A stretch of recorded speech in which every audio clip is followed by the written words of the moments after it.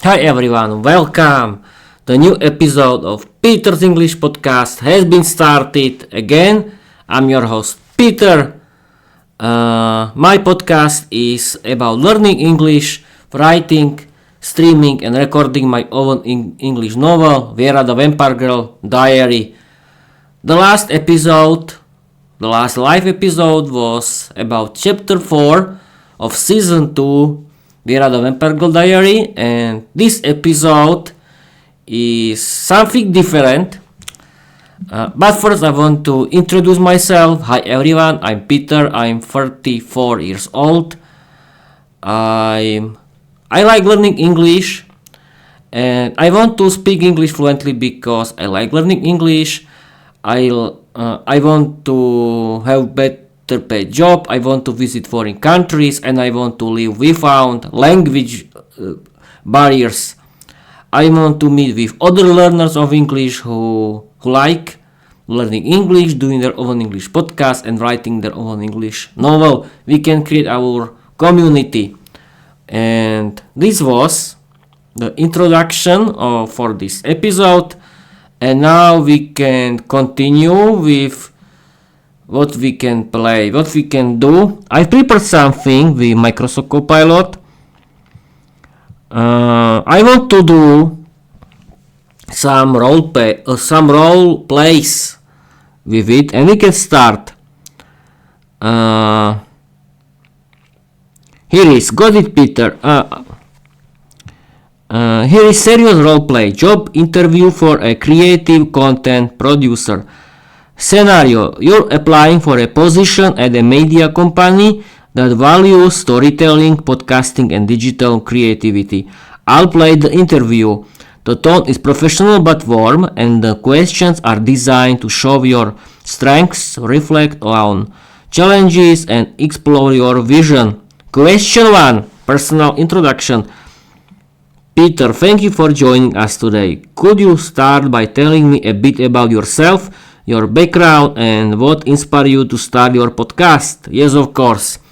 Hello, I'm Peter, I'm 44 years old. I like learning English and doing my podcast and writing my own English novel, that is Viera the Vampire Girl Diary. I want to learn English because learning English is my hobby. I want to visit foreign countries. I want to live without language barriers. What else? Tell me a bit about yourself, your background, and what you inspired you to start. Yes, I decided to start my Peter's English podcast because I want to stream like my hero, Luke Thompson from Luke's English podcast, and I wanted to practice my speaking skills in English. And that's the main goal of my podcast. The main goal of my podcast is practicing my speaking skills about every topic in English, but the main goal is learning English and reading my own English novel, Viera the Vampire Girl Diary. Question 2. Creative process. Your podcast blends satire, everything. How do you approach storytelling when turning everyday events into compelling content? It's my hobby. I like podcasting too, and that's it. I don't care about anything. Question 3. Handling pressure. Let's talk about resilience. You face printer sabotage, Wi-Fi confusion, and how do you stay focused and productive under stress? I simply do it because it's my hobby.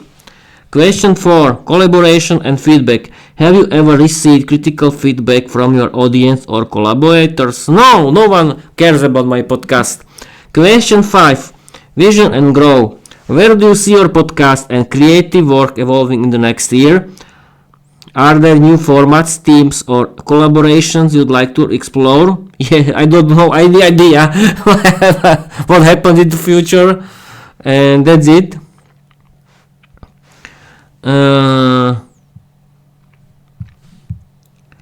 Okay. What else? What can we do? Yes, we can talk about That's a good question. I don't know what to do with this podcast episode, I think, with this episode. But we can use the help of AI chatbots. Okay, collaborate. Yes, it's the question 5 is in the question 5 is interesting.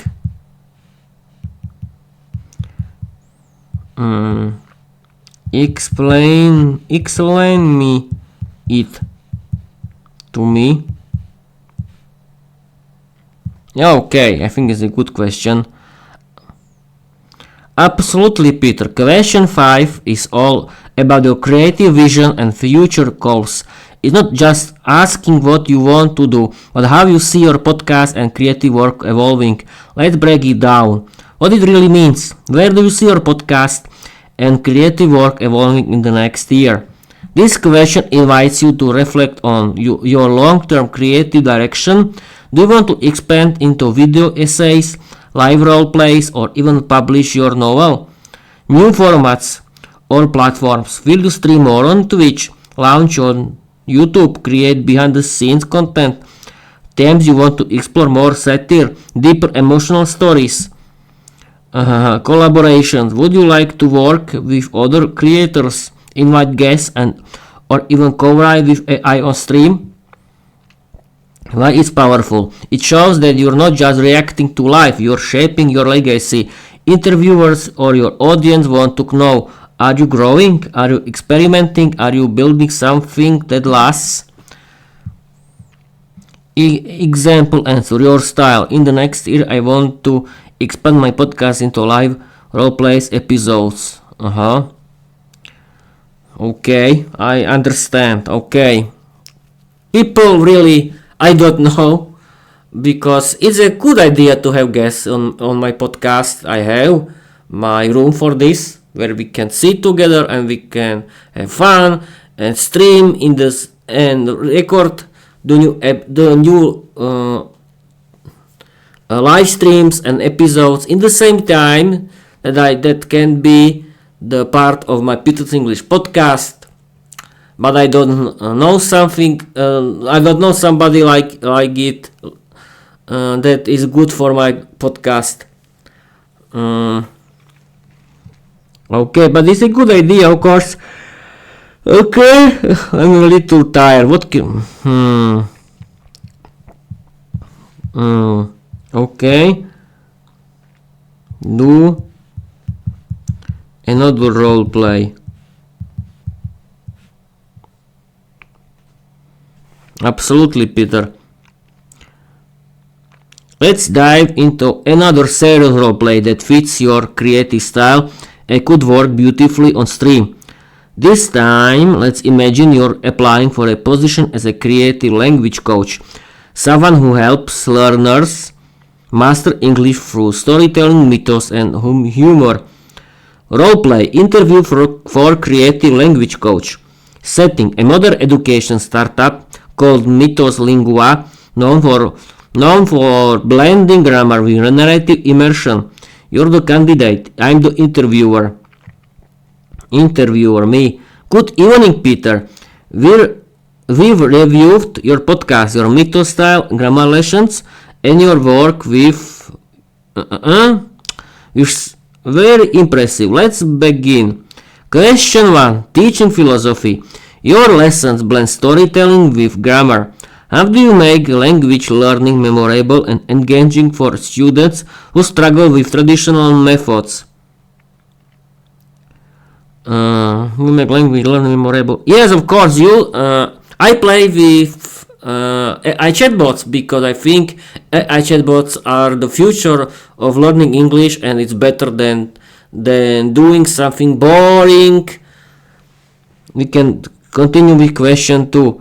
Handling student anxiety. Someone sometimes feels shy or overwhelmed. How do you support learners emotionally while still helping them progress? How do you support learners emotionally? I don't support them because I don't have someone, but if I can support everyone with who wants to learn English, that you can do it and you can change you have to simply find your goal, why you want to learn English, and that is most important thing. And then when you find something good for you, you can simply use it and learn English. Question 3. Creative integration. You've used printer drama and can you give an example of how you turn a real life moment into grammar lesson? I don't know if this is a good question.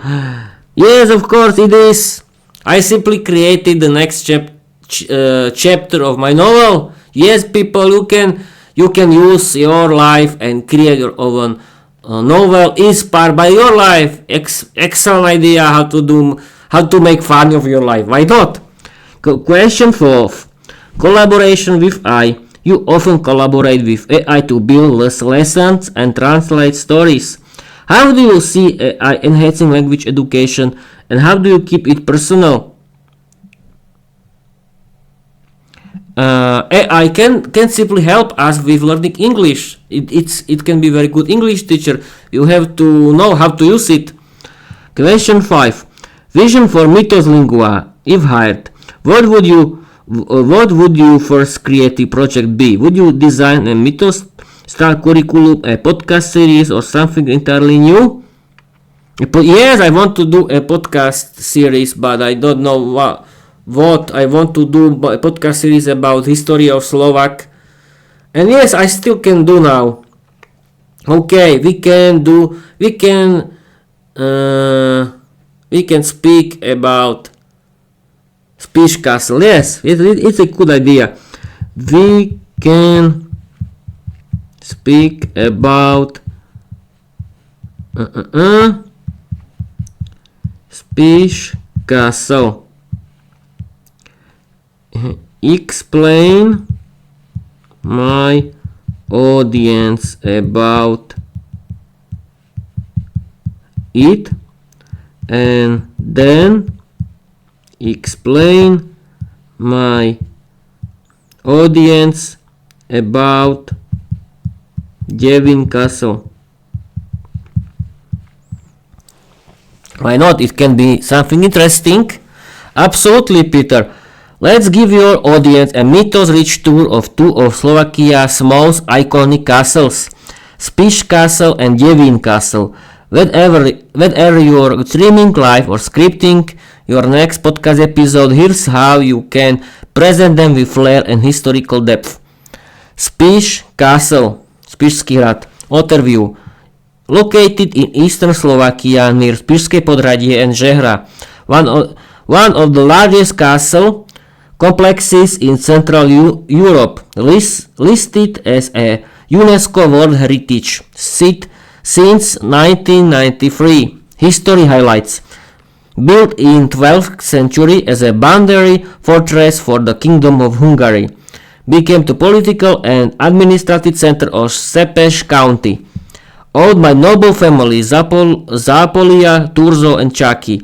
Destroyed by fire in 1780, possibly due to lightning, moonshine mishap or tax evasion strategy. Architecture and legacy. Romanesque foundation with Gothic and Renaissance additions. Includes a Gothic chapel, fortified walls and residential palace. Today it houses exhibitions from the Spiš Museum, including medieval torture devices. How to present it? Spiš Castle isn't just stone and ruin. It's a monument to centuries of power, rebellion and paraffin-powered legacy. From royal halls to moonshine shops, it's Slovakia medieval heartbeat. Devín Castle, Devinský hrad. Overview. Located in Bratislava at the confluence of the Danube and Morava rivers. One of the eldest castles in Slovakia, with roots going back to 864 AD. History highlights. Fortified since the Bronze and Iron Ages, later by Celts and Romans. Played a key role in Great Moravia, possibly the seat of Prince Rastislav. blown up by Napoleon's troops in 1809, leaving it in ruins. Symbolism and legacy. Known for the Maiden Tower, perched dramatically on a lone rock linked to legends or of tragic love, became a symbol of Slovak national identity and resistance. During the Cold War, it stood near the Iron Curtain, heavily guarded until 1989. How to present it? Devín Castle is more than a ruin, it's a sentinel of Slovak history. From Roman legions to Cold War watchtowers, it stood at the crossroads of empires, legends and longing. What else? These people were very interesting. What do you think? We can continue. What we can do? Yes, Trenchant Castle. Yes, explain. No. Explain my audience the history of Bratislava and Košice. Why not? It's something can be. This is something that can be interesting. Absolutely, Peter. Here's a mythos-rich, stream-ready explanation of the history of Bratislava and Košice, perfect for your audience, whether they're tuning in for legacy learning or a bit of paraffin-powered storytelling. Bratislava, from Celtic coins to capital power. Ancient roots. The area around Bratislava has been settled for millions of years, with prehistoric remains found in Nevínska Nová Ves. In the 1st century BC, Celtic tribes minted coins here. One even bore the name Biatek, possibly a local king. Strategic crossroads. Because of its location on the Danube River, Bratislava became a key hub linking the Mediterranean, the Orient, and the Central Europe. During the Bronze and Iron Ages, fortified settlements rose on the castle hill and nearby cliffs. Medieval power, known historically as Pressburg, German, and Pozsony, Hungarian. It became a vital city in the Kingdom of Hungary. In the 16th century, it was even the capital of Hungary, hosting coronations and parliamentary sessions. Modern identity. After World War I, Bratislava became part of Czechoslovakia and later the capital of independent Slovakia in 1993. Today it's a vibrant city blending history, politics and culture from medieval towers to modern tech hubs. Košice, the Gothic jewel of eastern Slovakia. Early beginnings. First mentioned in 1230 as Villa Casa. Košice was founded by German colonists and Slavic settlers. By 1290, it has town privileges, rights to hold markets, collect taxes, and build fortifications. Royal prestige. In 1342 and 1347, Košice became a free royal town, one of the most important in Greater Hungary. In 1369, it became the first European city to receive a coat of arms by royal decree. Cultural flourishing. Despite wars and religious conflicts in the 16th and 17th centuries, Košice became a center of learning with Jesuit schools and a university. The 18th, 19th centuries brought Baroque, neoclassical and romantic architecture along with aristocratic patronage. Industrial rise. In the 20th century, Košice became a major industrial hub, especially after the construction of the East Slovakian steelworks in 1950s. Its population and urban area expanded dramatically, transforming it into a modern city with deep historical roots. Okay, people, this was the history of Slovakia. What else we can do? This episode is not prepared.